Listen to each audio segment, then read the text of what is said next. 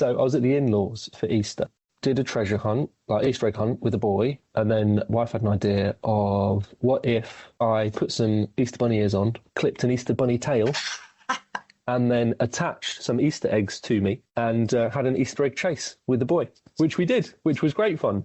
And I then thought, I'm going to go for a run now on Easter Sunday morning. So I went for a run where the in-laws live on Sidegate Lane in Ipswich. Anyone from Ipswich, don't stalk them. Live on Sidegate Lane, onto Humberdoosey Road, past the rugby club, through the fields that way. And I was still wearing the bunny tail as I was going for a run, which was all good until I went through the rugby club and there was quite a few dogs. So if you see any stories of some weird bloke running through Ipswich Rugby Club holding his arse as I was trying to sort of prevent a dog thinking, what's that, I'm going to chase it, that was me.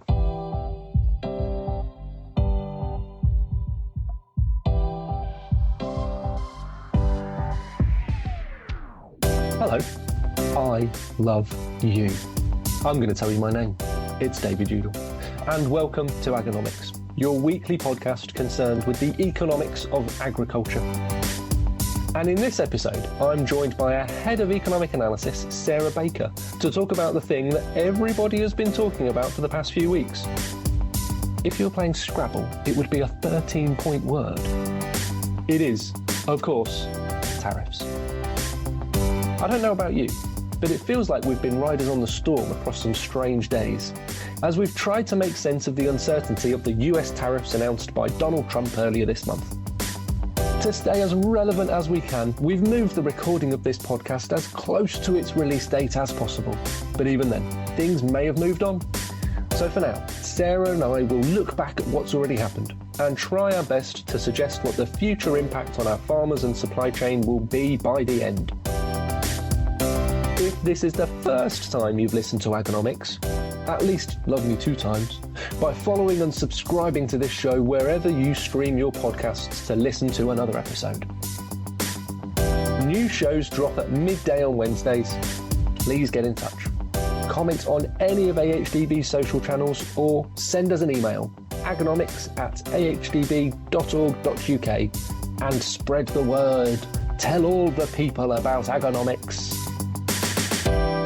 Welcome back, Sarah. Every time I think we have you on the podcast, it is me and you just having a prolonged chat about economics stuff and agriculture, which is thoroughly enjoyable. So I always look forward to it, and I'm looking forward to this one because we're going to be talking about tariffs. Well, tariffs is kind of the point, but in order to get to tariffs, I think we need to start talking about trade in general first in agriculture, and then we can get to the specifics of tariffs and I suppose what the impact is.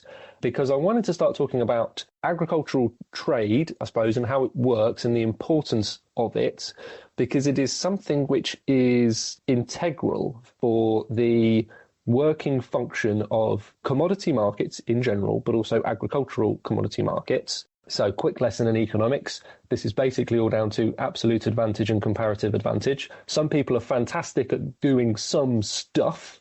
So let's go. Wine is a good example. French have absolute advantage in wine because they're really good at it compared to, let's say, Iceland. Yeah, there we go. You don't get much Iceland wine. So they don't really have much of an advantage. France do a lot of it. They've got an absolute advantage. So they want to export it and ship it because they're really good at producing it.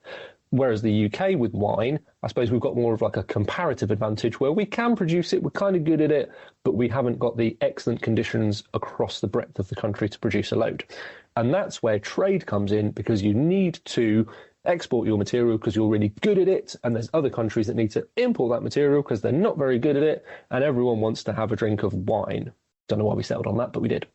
The point is, trade needs to happen for the healthy functioning of an agricultural market, but food is really weird and difficult in trade in a way, because it's when you then get to the extremes of society and protectionism and the aim of what trade policy is trying to do. So I'm going on a bit of a ramble there, Sarah, so I'm going to stop myself. Otherwise, I'm just going to go on a long narrative and I'll kind of like ask you a question in about 10 minutes' time that we would all forgotten about.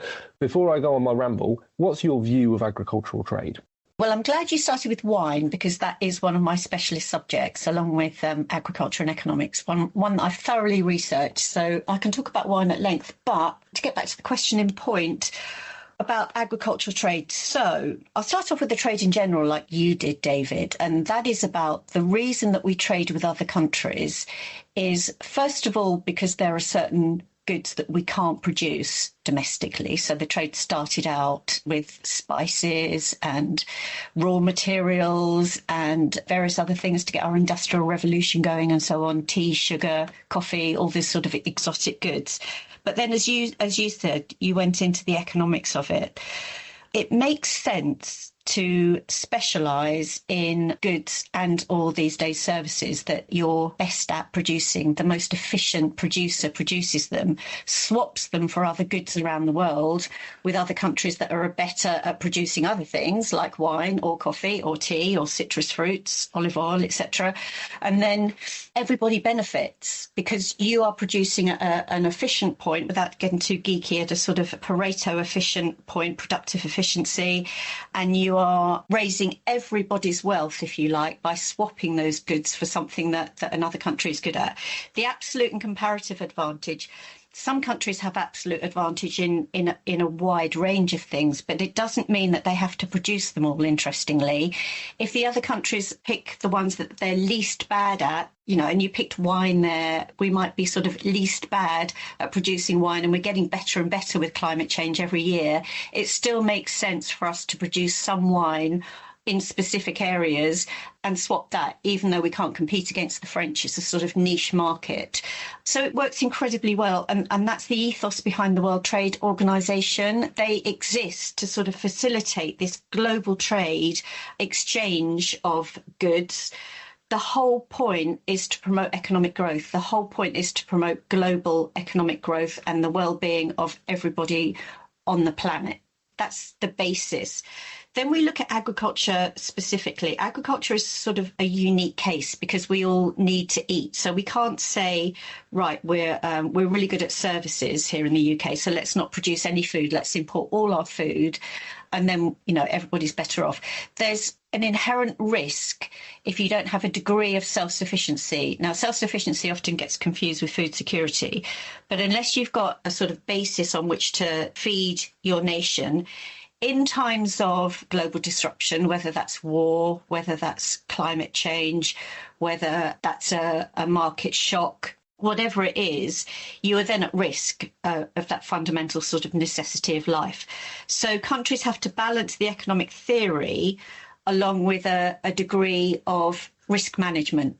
That's a tricky balancing act, and you're doing it, if you like, on a moving treadmill, because all the time with climate change, the types of goods, the types of agricultural goods that we can grow are shifting. Our traditional crops, if you like, our ability to produce them is shifting, as we've seen in recent harvests, and we have to sort of calculate that risk and the production possibility and the efficiency all together and work out what we're going to produce, who we're going to sell it to, and who we're going to trade with. This is where I think it's really interesting in terms of agricultural trade and protectionism that comes in, and some of the reason that protectionism sits within the way that people trade food. So if you take Japan and rice, for an example, I think that was one that was kind of mentioned with regards to Donald Trump saying, why doesn't Japan buy American rice? But this is all to do with food security, which is something that we've spoken about as well, and the way people view it. And China, with a billion plus people, has a huge level of protectionism in the way that it trades and the products that it produces from an agricultural level, because it has a huge amount of people to feed, and so it needs to be. So some of these trade policies that are put in place, and also they're not necessarily direct tariffs, but also other supportive measures that are, I suppose, bypassing some of the trade rules, are specifically built around wanting to protect domestic production. That from a Japanese perspective, just using rice as an example, they generally consume 8.5 million tons of rice per year. They're producing somewhere in the realm of 7.5+ million tons as well. And then they're importing 700,000 tons, as well as keeping a significant amount in stock.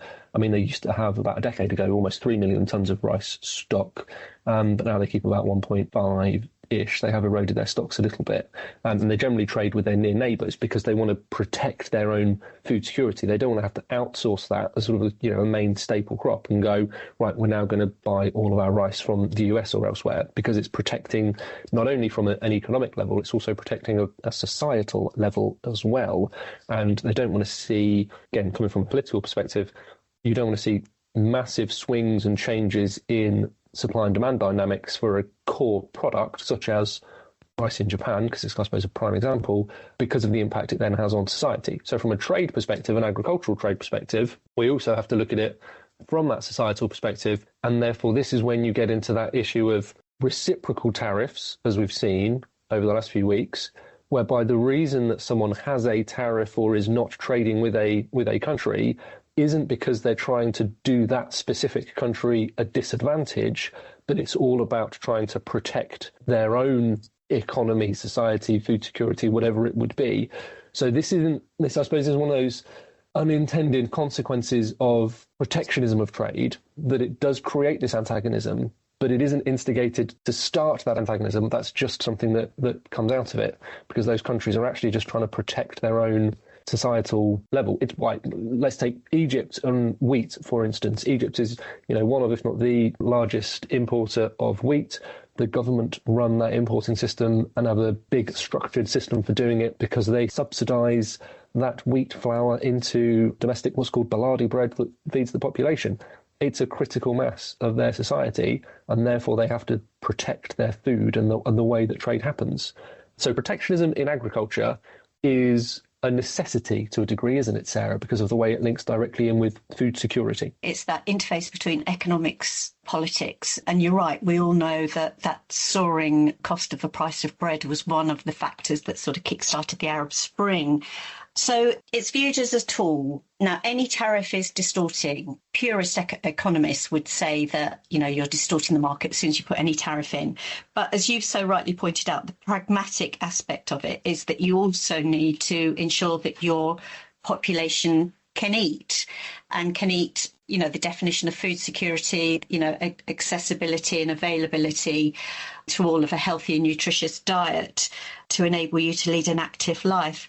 It's a balance between these two. So there are two ways of ensuring food security, if you like. One is batten down the hatches and become totally self-sufficient. If we were to become 100% self-sufficient, then would we be food secure? Well, in theory, yes. But then if we had a crop failure or a natural disaster, we'd be in a world of pain. We'd have to then import the deficit from trading partners that we don't normally trade with, so we probably wouldn't get the best of terms. The other way is to spread the risk, is to have a really diverse range of supply chains, a really diverse range of sources of all the different goods, so that if one is disrupted, we can go to another. And really, I suppose, unless you want to sort of eat turnips, as was suggested by a previous Secretary of State, in these modern complex supply chains, they became very much just in time, if you see what I mean. They were wide-ranging, far-reaching, and had a range of we were very used to having a range of food delivered at our fingertips. COVID and the invasion in Ukraine taught us that we just needed to be a little bit careful with that just in time. And now we've gone more sort of just in case. We are a little bit safer in our sourcing. We're aware of the risks. We probably carry more stocks than we did before. And this rise in protectionism, if you see what I mean, this global rise in protectionism and the de-globalization appears to be a bit of a global trend. Now, there are a few things to say there. The extreme measures that the US have taken recently do ride roughshod over all the sort of agreements, the agricultural agreement at World Trade Organization and the economic understanding of how trade works. So under World Trade Organization rules, you have to offer what's called a most favored nation tariff. So outside of a free trade agreement, whatever tariff you offer, whatever your most favored tariff is, if you see what I mean, you have to offer that to everybody. So you can't offer differential tariffs to the rest of the world. And that's exactly in the first iteration of the proliferation of tariffs. That's what Trump did. The reason the World Trade Organization does that is to try and maintain the fairness, if you like, of agricultural trade. It understands that the politics mean that sometimes tariffs have to go in, and they generally are higher in agriculture than they are in any other area because of the reasons that we've discussed. Because food is an essential good, because agriculture is a really important part of our society, it's an important part of our culture, it's an important part of our landscape. And for all those reasons, agricultural goods tend to be more protected than other goods in society. The only other exception are those primary products, that some of those raw materials. Countries like to have a core ability to produce raw materials, as we've seen with steel in recent weeks. But having said that, that's why sort of agriculture has slightly higher tariffs. But you're not allowed outside of an FTA to start discriminating between countries. You have to kind of keep that level playing field so that comparative advantage principle still works. So going against those principles is incredibly distorting. And putting tariffs up on such an essential good at a sort of significant rate risks that sort of shuddering halt, if you like, in the economic growth, in the global economic growth. And I think the markets really accurately reflected the seismic potential impact, particularly the first iteration, but even so, once they were reduced to 10% in the vast majority of cases, the impact that was going to have on the global economy can't be underestimated. And I think now we all have to sort of brace ourselves for the backlash of that. We already had fairly anemic growth here in the UK. We are now in for a bit of a tsunami, if you like, and a bit of a bumpy ride going forward. So the ripples that this unilateral action is going to set in motion are going to flip in great big waves by the time they reach our shores. And on that cheery moment, we're going to go and get the latest from the markets. And when we break on through to the other side, we're going to be talking more about tariffs. Hi, I'm Freya Shuttleworth, Senior Analyst at AHDB, with a look at the UK pork market for the week ending the 12th of April. GB pig prices have edged upwards for 6 weeks now, with the SPP standing at 204.85 pence per kilo. This makes current pricing down just 1 penny from the start of the year. Average EU pig prices have also recorded 6 weeks of growth, with a significant jump of over 6 pence in the latest week's data. Prices have risen across all key producing nations, with regionalisation having been granted to Germany. This has narrowed the price differential between the UK and EU Grade S reference price to 35p. The latest DEFRA data shows that UK pig meat production has continued to march on upwards through the first 3 months of 2025. Volume totalled 244,000 tonnes, a 6.4% increase year on year. The trend in production has been driven by both increased slaughter numbers and higher carcass weights. Clean pig kill was up 5.5% year on year at 2.9 million head, while heavier carcass weights averaged 91.5 kilograms. For the latest data and analysis on red meat, dairy and arable markets, head to ahdb.org.uk and click on Markets and Prices. AHDB's Planting and Variety Survey delivers UK planted area estimates for the upcoming harvest each year. The results offer an early idea of what might be available for the upcoming UK cereals and oilseed rape harvest, and this year will reflect the impact of what was a challenging autumn for many. But we can only do this with your help. If you're a UK grower, please take a moment to complete the crop and variety form for Harvest 2025. You may have received the survey through the post, in which case please complete and return it by Monday the 12th of May. Alternatively, you can fill in a form online. Just go to ahdb.org.uk/PVS25 and ensure it's submitted by Friday the 16th of May. The survey is open now and the results will be available on the AHDB website from the 10th of June. Thank you for your input.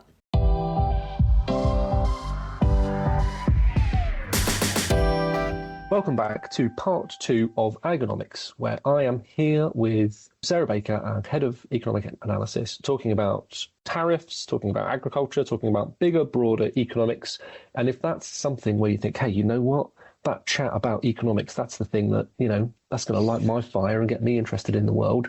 Listen back to our previous episodes. There's a lot more of this good stuff that we've spoken about before.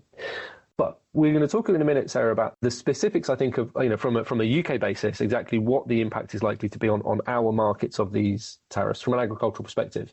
But I wanted to get your view on one thing that Donald Trump said a few weeks ago with regards to agriculture in the US, where he put something on social media that said, to the farmers of the US, get ready to start making a lot of agricultural products to be sold inside of the United States. Because of the tariffs being put on, is essentially saying that'll stop the external product coming in, so let's produce more domestically in order to meet the demand that we have. Now, that's something that from an economics perspective, I kind of find slightly imbalanced, maybe even the wrong way round. A lot of economists would argue everything should start with the demand, and you look at your market and go, right, that's what my market wants, I will produce it. Whereas this is basically going, we're going to stop that supply coming in from externally, and we will produce it ourselves. But that doesn't necessarily match what the market is demanding. Because if that market is demanding, coming back to that comparative and absolute advantage conversation we had earlier, if that market is demanding the stuff that can be produced externally and you can't produce it internally, all you're going to do is create an oversupply of stuff that you can't use because everyone's demanding the other stuff that they imported before. And actually that could be negative to certain aspects of the agricultural market when you end up oversupplying something, needing to export it into now a very, competitive antagonist trade world. So it's one of those things where it doesn't kind of feel balanced in that sense between, from an economic theory perspective as to where that's coming from. You can't just supply loads more and expect the market to suddenly start using it if it was using something completely different. It's kind of like going, right, I need those round ball bearings over there. And suddenly you go, well, we produce square ball bearings over here, so you're going to use them because they're domestic. And you go, well, I don't need square ones. I need those round ones. And everything has to change and shift. So what do you think about that little ramble? No, that is exactly it, isn't it? That's that very simplistic view. Right, we're going to restrict supply, restrict consumer choice, and you're all going to consume what we can produce. There are some questions there, aren't there? It was that simplistic view of the sophisticated nature of world trade and the understanding that tariffs will probably trigger reciprocal actions. Several things to unpick here. First of all, I heard a lot when the tariffs were first announced about how the UK had got off lightly because we had 10% and lots of other countries have much higher rates. That fundamentally misunderstands how international trade works, if you like, and you alluded to this in your sort of supply-led management, if you like, of the US economy.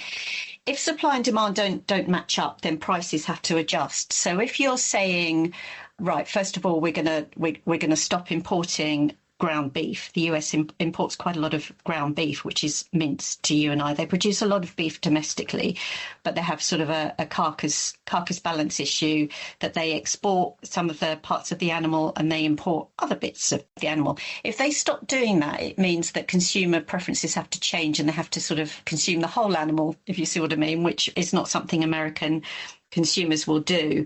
It also means that for any of the inputs into US agriculture, so we often overlook the fact that inputs like fertilizer and trace raw materials, these rare earth minerals, as Trump alludes to, are imported, and that's why he's so keen to get an agreement with Ukraine, that without those, the US probably can't produce the goods that it wants to produce anyway. So there are a lot of problems with that sort of very simplistic view, if you like, of agriculture. I think the carcass balance is one that merits a sort of a bit of a deeper look. If you look at global trade and you look at our trade here in the UK, we produce pork, we produce lamb, we produce beef. We also produce quite a lot of chicken and so on. There's significant parts of that are traded, pork shoulder, what we call fifth quarter, which are the offal and the trotters and so on, that might be in high demand in other markets. And that enables us to swap them, raise the value of the carcass domestically, if you like, and then the farmers can make a living from that. If you sort of destroy that market balance, as you so rightly say, you're going to have a sort of an excess demand on your domestic market where you might put downward pressure on the price. So he's saying to the farmers, go and make hay while the sun shines, quite literally. Go and make the most of the fact that you haven't got any foreign competition. But what he's failing to understand is that if he can't now export that surplus onto those global markets, there will be an excess supply, and that is likely to put downward pressure. So there's a lot to think about there with the complexities of trade. And you're quite right. As an economist, you have to be demand-led. You have to be led by the market. What is the market demanding? And you can nudge demand and you can shape demand with education and so on. But the fact is that you have to supply the goods and services that match the demand. Otherwise, you can't sell your goods. Right, let's talk a bit about the specific impact on the UK, because there's probably one market in particular, which is both from a value perspective, that's kind of got the biggest impact, which is around the cheese market. Because UK exports to the US, we have generally sold, this is kind of looking at the average between sort of 22 and 24, only £2.9 million worth of fresh and frozen beef, £23 million worth of pork, and £68 million worth of cheese. Now, I mean, to be fair to you and me, Sarah, I'd take 2.9 million quid in cash quite happily and say that's a lot of money. But from an economic perspective and from a market perspective, these aren't huge volumes that we're exporting to the US. So it isn't as if we're in a position where we are, immediately kind of chopping both of our arms off because of this and really struggling. But it is probably one of those wider impacts, isn't it, in the way that, as you said earlier, that the global agricultural trade is hyper-connected and all of the supply chains are intrinsically linked, that while we may not have an immediate impact in general, and obviously there are some specific supply chains and specific businesses in the UK that will have a direct impact, and in no way am I trying to downplay that, but kind of being quite general about it here. We're not in a position of, say, Canada that exports £1 billion worth of beef to the US, or Mexico, or Australia that's exporting £1.4 billion worth of beef to the US, or let's say the European Union as a whole exporting £1 billion worth of cheese.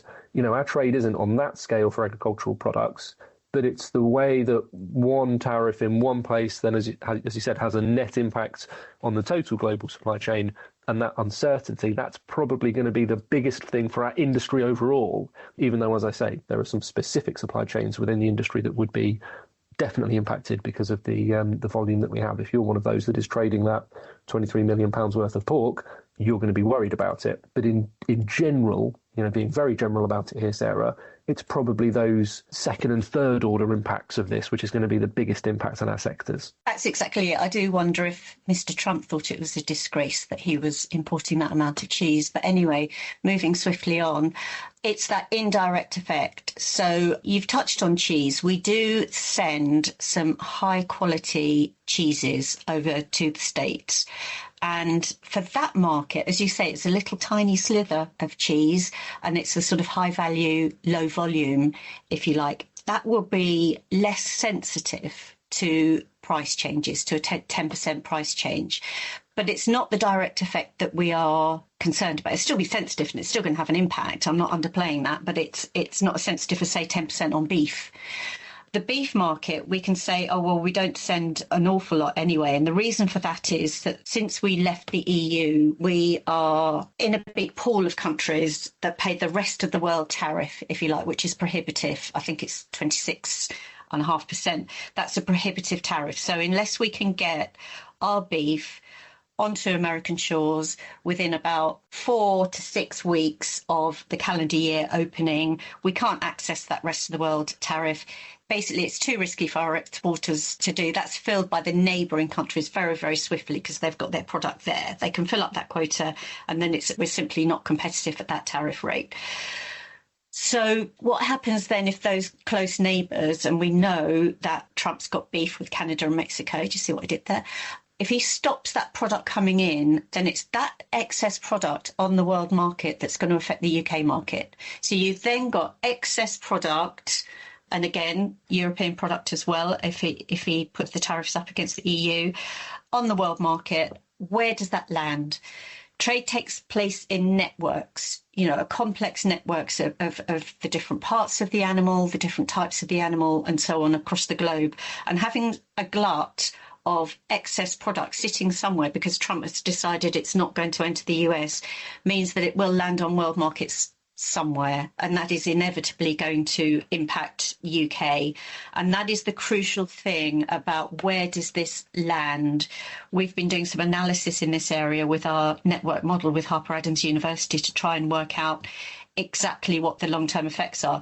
At the moment, you can't do anything long-term with Mr. Trump because he changes his mind on a regular basis. So really getting down into the weeds about where will this policy end at the moment is a little bit premature. So we're giving a bit of time and we're taking a bit of a view on it. But once the dust settles, we will be looking very closely at that analysis and working out what the impact on our UK sectors will be, because there's no doubt that it will impact. When the music's over, we'll have to wait and see what happens. Sarah, thank you for the conversation today. It's one of those topics where we could keep on talking about it across all different ways, and it will keep changing. And that's why a regular view on your market is important. This is where I'm going to plug all of the weekly market newsletters that we produce for our sectors. We have what we call our preference centre online. So Google that and you can go and sign up to our weekly market newsletters to receive all the information as and when this changes. We will be analysing it and understanding it and trying to explain it. And I'm sure there'll be another time, Sarah, where you can come back on the podcast in the future and talk about whatever's happened next. Right, I'm now going to go and put away my bunny ears and bunny tail now that Easter is over, put them in the box for next year. And for those that were avidly listening, thinking, who was that musical act that they were talking about? Who were those song titles in there? It was The Doors, a great band. Anyway, we were happy with that. We got some good song titles in there. Martin, the producer, was very happy because his kids like some of those songs as well.